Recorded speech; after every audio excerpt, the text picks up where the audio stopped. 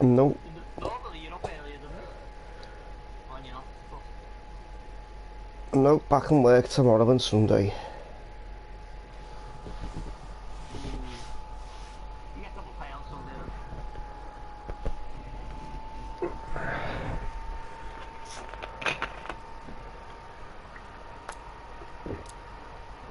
At least I'm assuming you do.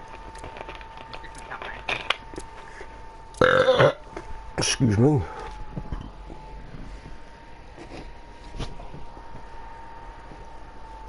Anyway. Yeah, I would have explained more, but I got a feeling the fact he didn't respond to me.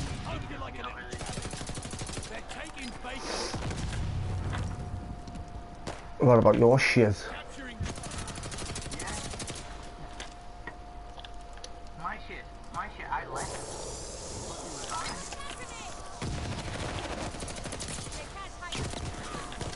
After listening to what the agent chef was saying, their response to that turned around and said, disgrace.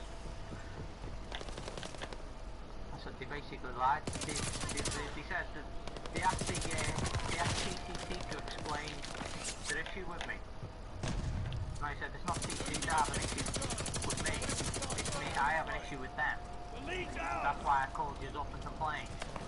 I told them I wasn't going to let them just do what they were doing.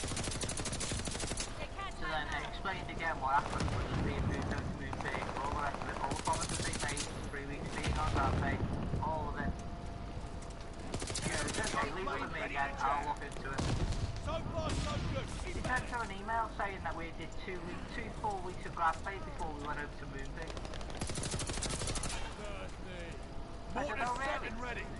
I said, so before you rang me, before you did it, did you do the maths? Because how did they manage to do a month's worth of training in 18 days? If that. Because, so I can tell you now, we were in the classroom till the 22nd, we went to Moonpig on about the 29th. I only started with them on the 8th. So how did they get a month's worth of training in that period? They didn't. But we officially, all of us officially went live on Thursday. That works. Well, it's not, because as I turned around and said that I'm not... Losing objective bacon. They're going to find out that's not how it works, even though I've resigned. They're going to find out that's not how it works. Because John Lewis aired their viewpoint on that already. Overrun. That was the issue was, John Lewis complained. They're basically not happy that the operatives that they're training are not being trained to a high enough standard. And they actually demanded 3 weeks of continual training for them. For their operatives. They're taking bacon. TCC's response to that was to send everybody over to do Moonpig for a week and did not update the system. So they haven't provided any more training for their operatives. Closing with Charlie. And they forced them onto going live exactly at the date that they were originally scheduled to go live. What they're going to find is very quickly, I've resigned, so I won't be back. But when they look into why I resigned, Hell of a guard. they're going to find themselves getting into a lot of shit. It was very clear that John Lewis aren't impressed. Besides the one or two emails that I read, which the way John Lewis were airing their concerns with the level that the trainees were getting basically trained to, they were also receiving other complaints from other people who felt like that they were basically being forced to the phones far too quickly. So, yeah, I've got a feeling that that's not going to be happening. The response to these emails was pretty funny, because you see, although we went live on Thursday, I ended up with 3 different meetings where they were basically saying, you'll be viewed as a grad-based person. And I said, no, this is where the line's drawn on the floor, right? You seeing me as being a grad-based person and keeping me under grad-based protection is not keeping me under grad-based protection. And he goes, what do you mean? I go, we make decisions every day to agree Plane with ready for refunds, mission. we Double deal with kill. complaints, we do Enemy anything, we do glide everything. bomb incoming. But if at any point, any one of those fake students do something, like they authorise a refund that you wouldn't have authorised, it costs the company thousands of pounds. Nearly done. This one's out. While they're under grad bank protection, it's the company that pays for it. The moment that person's not on the grad bank, they're not protected by the company for that mistake. Because they assume that they already know that there are standards that would know not to make that mistake. That's why grad bank has on hand support, and why the system shows them as not being full-time. Because they're not full-time, it's not their responsibility to make sure what they're doing is correct. So, you can say you're viewing all the people in our group as trainees or whatever, as much as you like. You can offer them the same level of protection in your mind as you like. But if any of them do anything that's going to cost the company thousands of pounds, I bet you won't be standing there going, oh yeah, he's still in grad pay. I bet you, based on like even his email that he sent over to the agency, when he said that I'd done 2 weeks grad pay before going to Moonpig, revealed that they're not prepared to do anything other than protect themselves. I said, not only has that email reinforced the issue that I have with this whole nonsense, I said, it's in my mind led me to the conclusion that I don't trust you anymore. It's quite clear. You promised a level of training that you haven't provided. I've done 9 days of grad pay. 2, 2, 3. Oh, I didn't even do 9 days, did I? 2, 2, 2. Oh no, yeah. 3, yeah. I think I did till Wednesday this week, yeah. 9 days of grad pay. I did. 9 days, fully officially did 9 days. Each broken up 2 days at the end of the final week of doing the classroom. 2 days the following week. And they said it was, they classed it as 3 days, but I'm sorry, we all left on the Wednesday at around 10 o'clock to go to Moonpig. I don't see 9 till 10 as a day. So they lost me on that one. So Wednesday we were there all day. So we did 2, 2, so we did 4 official days before they moved us over to Moonpig. And then when we got back, we did the 2 days at the end of the week, and then we done this week. And I said, no way in hell is any of the students you've got in this group ready to be full time. No way in hell. He said, you'll still have the same level of support. He said, and at the weekend you'll find it on more support. I said, mate, the issue is not the support you provide them. The issue is, if they make a mistake, they're not insured by the company anymore. That's the problem I'm having. I'm not going to work with those systems if I don't feel protected. If I make a mistake, like, check this is the other thing, right? I launched a case for one of the instances that happened, the thing called in for, right? The advisor that advised me made 2 mistakes. The complaint's gone to the wrong department, and the person won't get contact for 4 days. She's going to be more annoyed at the fact that the complaint went to the wrong department. I said, man, that's great, that is, isn't it? I put everything she asked me for it.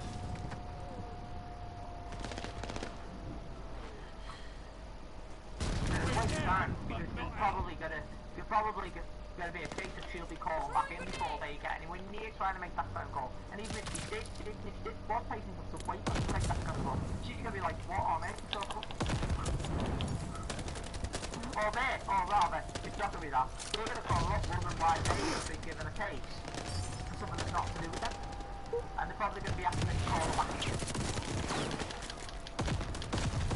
Okay, man, said, yeah. I said, the funny thing is, I kind of heard why we were still having the case. I didn't understand why we were sending it to that department. And the advisor goes, yeah, but it's that. I can't remember what he said, but I was like, oh, right. It doesn't matter, it's gone to the wrong department. I had my working with the examination meeting, like, they call it causal baiting. What actually annoyed me was you know why you're on grad pay? This is when I realised that they were officially removed from being on grad pay protection. On grad pay protection, 10 minutes before your break, they put you into Orphan 7.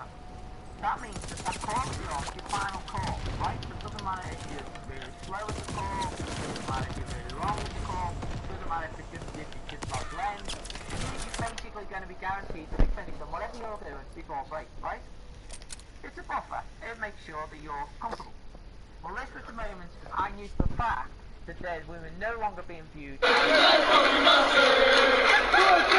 Because grab bait, the only time they remove that power is a day before you go live, right? Officially live. You say, right, today as a trial, just to get used to the idea of not going to Officer 7, can you just not do that for me today?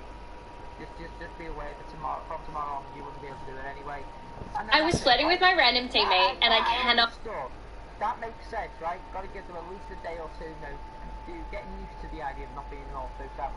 But yesterday, after the day before, for airing my opinion that I am nowhere near ready to be off grab bait. I believe that he came through like this. Hey, I'll send you nudes if you save me. Like you were. I said, trust me, you're not. You're not. And you'll find out you're not, and it'll end up like you in the net. Which is what will happen. Thank you. And they'll be let go, is what will happen. But, you know, there you go. Anyway.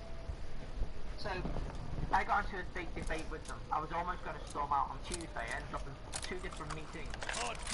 Basically, Thursday, the war manager just told me that he's going to issue me a ticket if I continued. This was before he changed it into the call avoidance. This was Tuesday he made this press, right?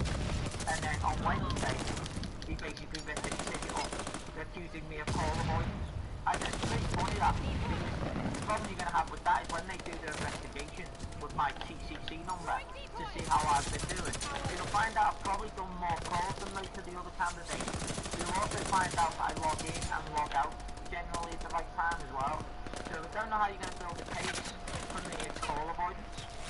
I said, in fact, I think this ticket that you're writing up now, I have to send it to exactly as I'm saying it to you right now. So I think you'll find, no matter what you put on that piece of paper, you'll throw it back in your face and say that's not a problem. But you can't take action against somebody just complaining about your training, which is what the manager did, the floor manager did. Anyway, when the floor manager on Tuesday realised that I wasn't listening to him, I actually got to the point where I told him I wasn't listening to him and that if he needed to take anything up, go straight to the agency. I said, it's clear that I don't agree with what you're saying right now. I said that you're off for the protection that was promised us the day I joined you, or I'm not here. So he said, well, we will call your agency up. This is 2 minutes before break. I said, fine. I said, what I'll do is I'll go one better. You won't have to contact them. You'll have to contact the news. And he goes, what do you mean? I go, I'm going for a break in a minute. I'll give them a call. I'll let them know there's a problem. And then you can deal with it from there, can't you? So he sent an email to my agency saying that I received 2 full weeks of grab pay before being moved over to Move D. And doesn't understand why I'm ready to be on the phone. What annoyed me about the agency, well actually like to really leave was what the agency had to say, which was of course that the email hadn't even in themselves hadn't realised that how the heck did we manage to do that? We didn't get out of the classroom until the 22nd and 23rd. How the heck did they fit 2 full weeks of grab pay into 5 days? It doesn't make sense. It doesn't work. There's no math, there's no days there. Where did they find that 2 weeks? So, I can imagine, the fact that they can lie about something like that means there's no trouble. Do I have trouble? I did a refund to somebody the other day, we got 26.5k refund. It's safe, because I wasn't stupid, I made sure I was more protected. I went above and beyond before I even started the 2 weeks that's 26.5. Did I say that? That my heck, I was going to go back on this one, right? Basically, the customer bought all the items, literally, about 4 days before, and the seemed more. What she didn't like the interior design, so she brought all the items with the full intent of retaining them.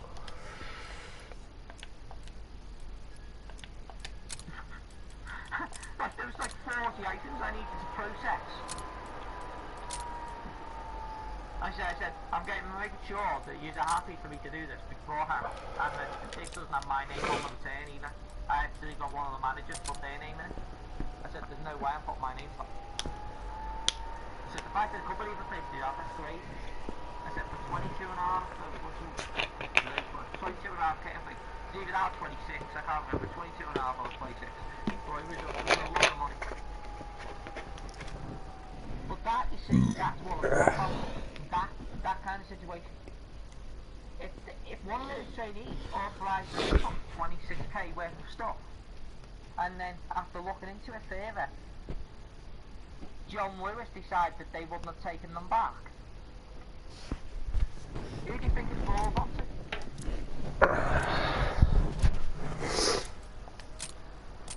John Lewis may just go, okay, it's a mistake, he shouldn't have made it, give them a warning, make sure they understand, you know. But then there's the other way John Lewis could take it. You've had plenty of training according to what we're hearing from the things. How could you not know you were supposed to go do this first? And in which case, that person could not only be sacked, they could be fined for the total amount of the refund that they've issued. And I said that's the difference of being on GrabBait and being on shop floor. That's why GrabBait is such a big deal. And you're only supposed to let operatives off of it when they're ready to be on the phones. Like this was another one.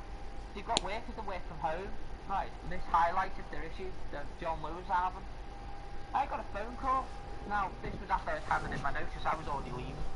But this was comical, right? But the operative on the other end of the phone didn't have a clue what he was doing, right? Basically, a woman bought two items, £7 and £6 to collect in store, right? She got into the store, come out of the store, got about halfway home, realised that one of the items wasn't in the box, right? And they called in to let us know, right? Now, there were two things he could have done. One, he could have rung the store up, right? Seen if anybody else had seen if they could find out for him what had gone on with this order, and then potentially either issued a replacement or a refund after doing that, or he could have created a case to have the department call the customer back, right? They're the two steps, are the first two steps you can go down, right? They're the primary steps, right? Because then he's finding out whether or not they're aware that they've given the wrong item out to a person. Weird things to say to someone on their deathbed. He was explaining to me what he'd done, and he said, Take a deep breath and scream. Weird things to one of the items from this. So all I was going to do is a replace write-off for that item. Okay, that's not a bad resolution if it turns out that the item that they've said to him, yeah, they've still got the item in their department, so they haven't given it, so by all means reprocess it as replacement, and you know, like that. That would be the resolution, but only for that. If they've given the wrong item out, and it's the department aren't aware that that's the case, the person then has to send a photograph of the item that they have received in. Right? We then have to see that. We then have to do a return replace, which means they have to then return that item and then re-replace it for the item they were supposed to get. This is basically a completely different solution. They have to send a photo in before we do it. Anyway, calls me up. He says that he's spoken to them and he was processing it. And the only reason why he hadn't completed this transaction was because it prompted him for payment details on the replacement, and he was like, well, the person doesn't have to pay anything, why is it being prompted for payment details? Well, as that happens, it actually tells you on the screen, but obviously the guy wasn't reading the screen, which is pretty funny, but it tells you above the thing that the reason the card details need to be recaptured is in case they have to issue a refund in the future or anything on for that particular item, so they have to recapture the date, the information. So it actually tells that they're clear. So anyway, after going around the circle with him, I asked him who it was he spoke to from the department, or whether he spoke to someone from, you know, like the help desk, or who he spoke to about, you know, issuing the write-off replacement. He goes, he couldn't work out who it was that he'd spoken to. The only thing he was able to confirm to me was that the customer had told him that they hadn't been able to get the right item. So, in the end, I turned around and said, okay. I said, maybe, I said, if you transferred her over to me, I'll look into it. I said, you've got headphone issues. This was the other problem that they've got. They're opposites at home. All I hear, you know, every time I try and say something back to him, goes out as an echo. So I hear myself saying the same thing over myself. So I have to like say 3 words, go quiet for a second, rain over 3 words, go quiet a second. That's the calls they're getting from the people that are working from home. More customers answering, and that's what they're having to contend with. I go, you might want to call up and let them know that you're having issues with your headset, because it's really bad from this end. Like, really bad. So anyway, he transferred the coaster over to me. And this was the other funny bit about this whole thing, right? I then walked her through the process of sending me the photograph, right, of the item that she'd received. Because I asked her what she'd received. Now, she received a vest of some description. She wasn't able to give me too much. She said it is a vest. Mine's like, £7 item. What's the best of that's like £30 vest or something? And he was just about to write it off. That's not great, is it? Oh. Anyway, good. So yeah, so I'll walk her through the process of sending us in a photograph. Explain to her that photograph will be due in 24 hours, and then somebody will be back in touch with them to explain what she needs to do from there, right? The customer, dead happy with that resolution, went on away. My team leader behind me, right, this is funny, bearing in mind I've already quit. Oh. Then turned round and said, no one's going to get back in touch with her for that, you know. I said, what do you mean? She said, no one's going to get in touch with her. Well, basically what you should have done at the end was get the case number off of her for the case you just created, and then you could have viewed the image that she just sent in. That's news to me. I said, that wasn't taught to me in training at all. What are you talking about? I said, all I was told was this was the way for the customer to get an item returned if they've got the wrong item. No one told me about taking any case number off of these when I'm doing this. It even tells you on the stream that the response that this was what it's supposed to say to Twitter, that it could take up to 24 hours for somebody to respond to them. She said, yeah, go to an inbox, but nobody will be viewing that inbox. So I laughed. I said, you're telling me I've advised like easily a dozen people in my time of being in this short time bidding Grab Bay to do that process, and you're now telling me that it's a waste of their person's time? Well, yeah, you didn't do the rest of it. I said, no, it's not. Well, yeah, I didn't do the rest of it. I was never taught to do the rest of it. It's not even in my notes. You didn't cover that part. Now, as it happens, one of the other people that were in our training group turned around and went, she doesn't understand what the team leader's going on about. She knows for a fact that it'll be looked into. I think she was just trying to wind it up or something. But I'm left with the team leader telling me nothing's going to happen for that customer.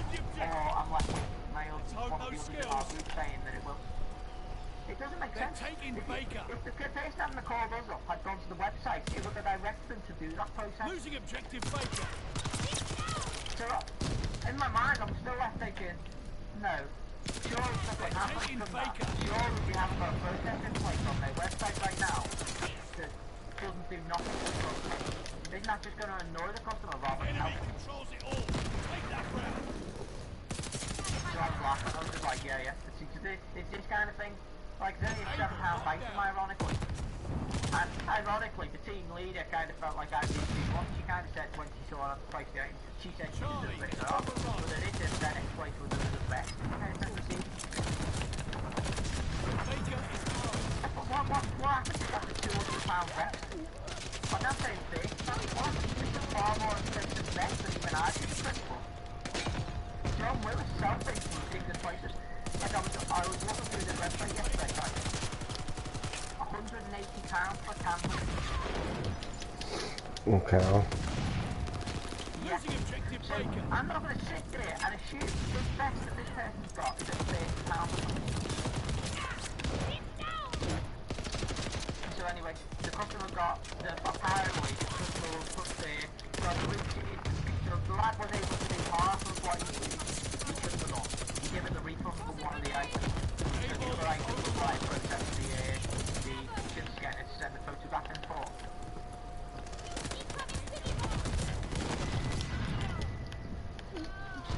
Oh, and the other thing is, when you're in website, one of the applications you use on John Lewis is called Now.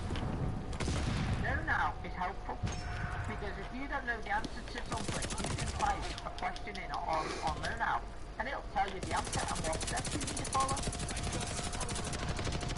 It's a train or a train, you guys. They're taking Got all the answers in it. Except the fact that I can't access mine, my account's disabled.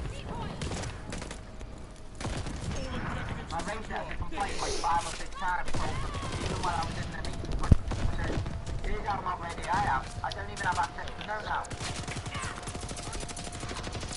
It's saying disabled. We're in the lead. And every time I say to you get me to go through the process of signing into it. And then go, oh yes, say disabled, and then look at that thought. Baker is overrun. There's only been apparently being talked by about 9 people. I don't know how many people you need to apparently sort out the disabled thing. Closing on Baker. Watch your head. Why don't you just be honest and say around and tell me exactly what I'm trying to figure out? Because you know when a customer locks themselves out of the account, we have to tell them it'll take up to 28 days to get unblocked. My account says basically disabled. It's going to take 28 days for them to be able to. But if they say that, oh no, you didn't, you just said we'll get sorted for it. I kind of wonder how it got disabled. Able is overrun. I only tried to log in once. And it immediately popped up saying account disabled. I said, so when was this disabled and why? The only logical answer I come up with is when we were sent over to the moon page, they disabled all our logins. Probably.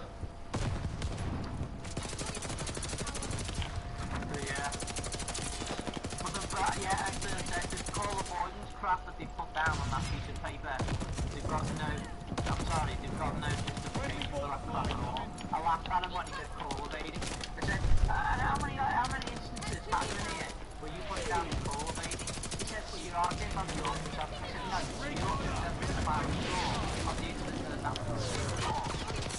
When in that conversation the day before, you told us everything would be remained the same. On the ship hire, not the Monday to Friday schedule. Whereas you move the goalposts again because you would not be seen as grab page, stop being in grab page, because you're telling them to remain signed in until the moment they go on break. Which is a change. It's a very distinctive change from being grab page rules protection to not being grab page rules protection. It's not a goalpost. That's what's annoyed me. You could have changed any other rule and I'd have had the same reaction. Anyway, I said, you want to put that, whatever you like. You made me sign at the end. I was like, you do realise they come to me with this. They're going to say you signed, they're going to say yes. I was basically told to sign. I wasn't asked who I agree with any of this. And so me signing it doesn't mean anything, you know that, don't you? And I can tell, I said, because the fact that I've said that as well, there's an investigation into this ticket he's just written up. And they came around and say, well, you signed this. I can then turn around and say to them, yeah, no, I told them that I didn't agree with anything that he was saying at all. When I signed this and that document. And the first reaction they're going to be is, well, what was his response to that? Oh, not. Nothing at all. In fact, I kind of believe he knew. He didn't have me on call evading, but it kind of didn't make any difference. He was writing off his ticket anyway. Call evading. That's somebody that's continuously putting themselves into auto 7. Someone that's not doing well on the call. Someone that says, if I was on the phone for like a couple of hours and only got like a handful of calls, if that, I'd understand. No. I did a full day when calls have been back. Didn't avoid a single one of those damn calls. She hasn't got me on call, lady. That ticket's just going to be laughed at. As I said, I was going in work 10 minutes before the shift logging into it, which didn't actually help me on that day, ironically. I was one of the first logged into everything, and then the system crashed with me.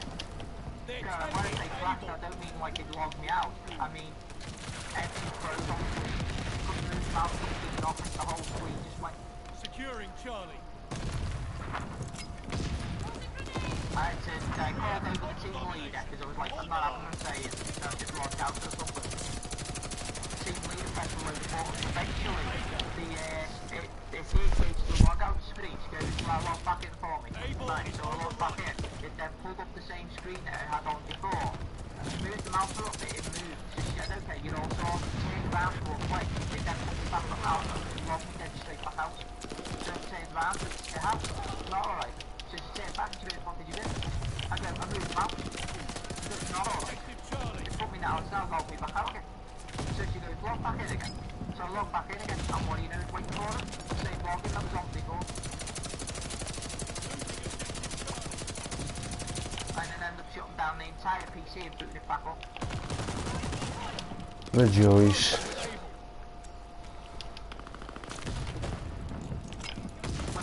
The joys. Oh yeah, but if it wasn't for the fact that I'd called over, they could have used that as an excuse. Well, you may have been here earlier, but how long did it take you to get ready to be on the phone? Well, that wasn't my fault. That was their system's fault. That had nothing to do with me. I was more than ready to be in work at 9 o'clock. In fact, the camera footage, if there is a camera footage showing my screen and me sitting there, and it's clear enough, will show that I was basically pulling off pretty until late off me out of being in when they realised I was having issues.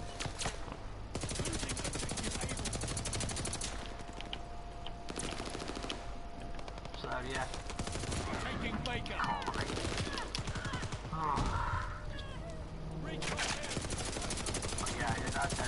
That was ironically those conversations with them wasn't what led me to leave. It was when I raised complaints to the agency. I mean, yeah, it was quite clear they didn't understand my problem. They were like, but they said you don't get the same level of protection. I said they just lied to you in an email. What makes you think I'm going to agree with you?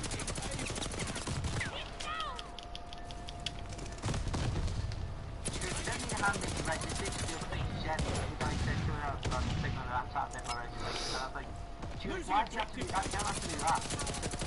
I think I do. I think I had enough conversations with you now, with them in there, to realise that you can then clearly, I don't know how you can not understand me, it's relative basic concept really. Half the grab base that we were supposed to get, we weren't here. Securing Able. And yeah, as far as you are never concerned, that's irrelevant. No, it's not irrelevant. It's the time frame I was promised I'd get the train. Losing objective Baker. But their problem was that you should get up at 6 and got that train and they're still giving it.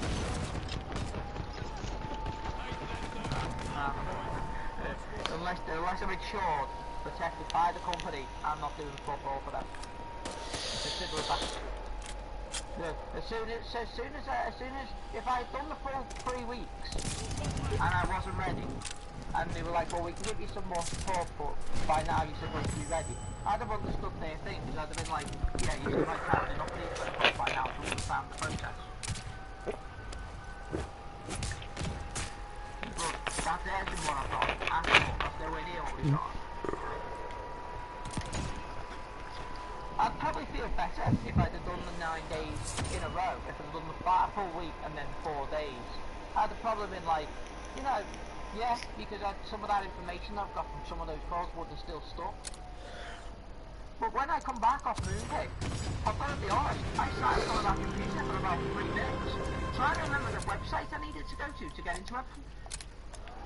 Because my mind was like, I could see the screens in my head that we use. The 3 letters popped into my head at last, VDI, and I was like, oh hang on, I've got to log into a VDI portal, haven't I? That's got all links in there, hasn't it? I'm sitting here trying to figure out what I need to do. It took me 3 minutes to remember that. And I wasn't alone. Oh well. I say, man, it said that clearly showed that with the 4 days training that we'd had before that, because we got rushed over Moonpig and spent an entire week doing Moonpig, clearly hadn't stuck.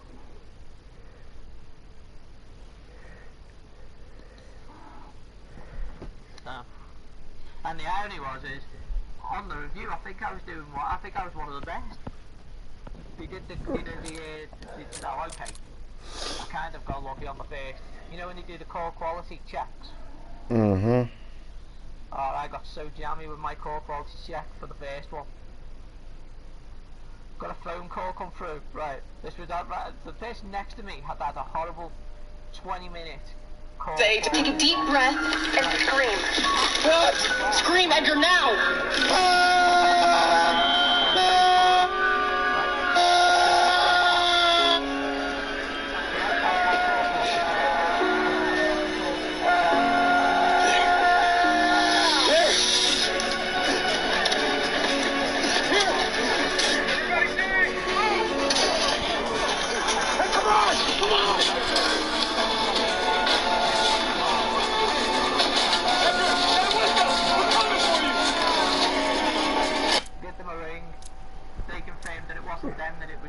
Actually the House of Fraser that the lighting had gone off on, that there's just been some confusion and that, yeah, the normal opening hours are still in effect.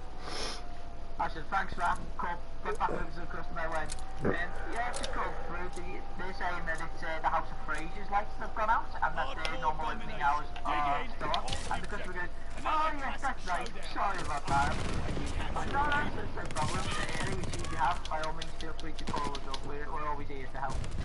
And then, obviously, thanks for anything else I can help you with. No, thanks for calling John Lewis. Have a nice day. And then, obviously, have a nice day. Bye. And that was my first protocol. 2 minutes.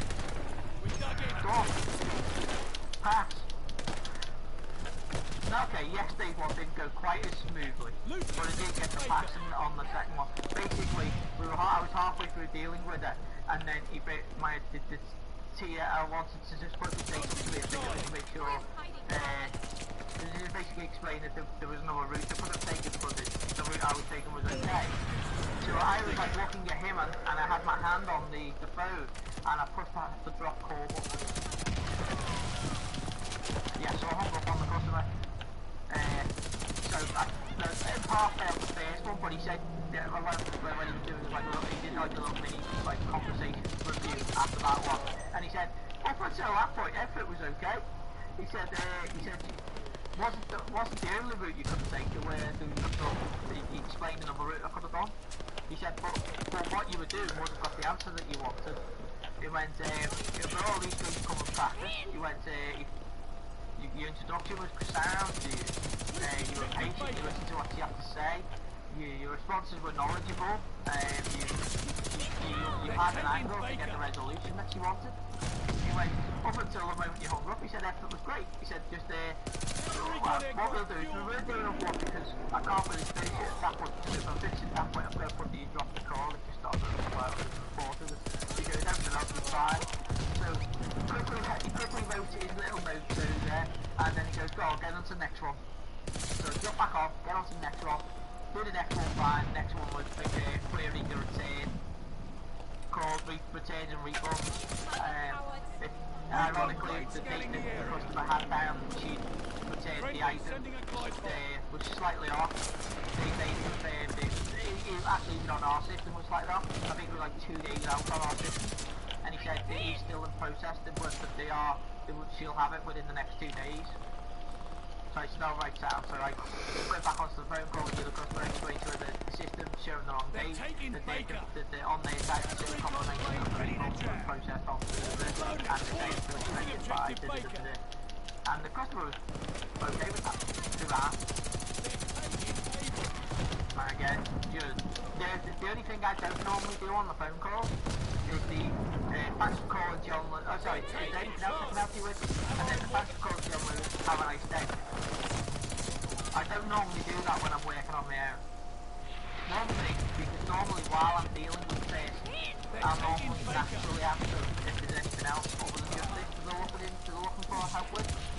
whilst I'm doing my investigation for it, so that I know what I'm doing. So I don't normally put that question at the end. And then the thanks for calling John Lewis. Sometimes customers not really, you know what I mean? They're kind of like, they kind of like just want to get off the phone at that point if they've dealt with whatever it is that they want to do. So I'm usually like, have a nice day. Alright, thank you. Bye-bye. Losing objective Charlie. And that's it. That's usually my bye. But he said, that's okay. He said, he kind of understands, but he said, John Lewis needs you to at least at some point pose the question of whether there's anything else we can do for them. He goes, every now and then do slip in the thank you for all John Lewis. When you do the quality controls, you will pick it up on it, so you can make sure you do it. You're not going to do it all the time, because you'll understand that sometimes it's clear that the customer's not really interested in taking money off the call. He goes, they're not going to say anything to you on those ones. He goes, for other ones, like, you can tell the customer's more patient, clearly got plenty of time. He goes, it just looks like we were just giving them that little bit more customer service than to just be quickly getting them on the phone and getting them off. You know what I mean? So just say around the web. Okay, I understood that. But he said other than that, it's a pass on this end, because they got started yesterday. Quite the time, so it said 2 hours later, basically, I resigned. But I wasn't to do that at that point. And by resigned, I don't just mean I said to them I resigned, I wrote up a letter to that effect, explaining that I wasn't happy with the training. Clearly, there's a misunderstanding, one that I'm not understanding how you could possibly be confusing whatsoever. It sounds pretty straightforward to me. You either offer the training and the protection that was promised me when I signed up for the job, or I'm not here. So the user made the decision I basically put on it that I agreed to finish the shift off, and then that's it. So I did my sign up for an hour and a half in there, and then that's it, I left. I'd have just walked straight out, me. Normally, that would be my exact response to exactly what you just said there. That would normally be my response. Fuck's sake! The reason I didn't cover the zombies, I just got you. No, my own fucking kill streak, it's fucking annoyed me. Capturing Baker. Yeah, the reason I didn't was yesterday morning, I almost ended up going home. I got to work, perfectly fine, nothing wrong with me at all. Like I said, I was 15 minutes early, had the issue of getting along in. Less than an hour into the shift, I had to put myself into all place free. I was going to find my team leader because I someone needed to I was in real pain in my chest. By 11 o'clock, I was basically considering going home. I actually aired my viewpoint to Cal, who turned around and said that he'd have no issue with me going home if I'm not well. He said he's been in that position himself numerous times, so it's not like it'll just get worse. Now it happened, this instance and the way things picked, the way my stomach felt kind of disappeared into the background. My body just decided that it was suddenly okay, it suddenly needed to get whatever, that clearly wasn't happy with what they were doing, the actions they were taking. Losing objective Baker. I turned around as my final answer to turn around and said, well, they'll know if I was right, or whether they were right, when you're all, like, not getting that big sport that you've knocked off, and something goes wrong, it's how they respond to it. Just hope it doesn't lead to somebody being sacked because of negligence somewhere else. It really just sounded like they were more interested in protecting themselves and the way they look like on the system than it did to do anything else.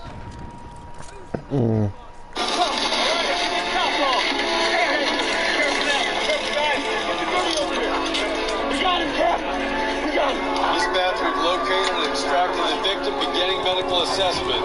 Copy that, 118. He's all yours.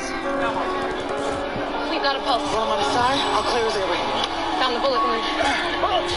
Pulse 120 and thready. BP 90/60. Breath sounds severely diminished bilaterally.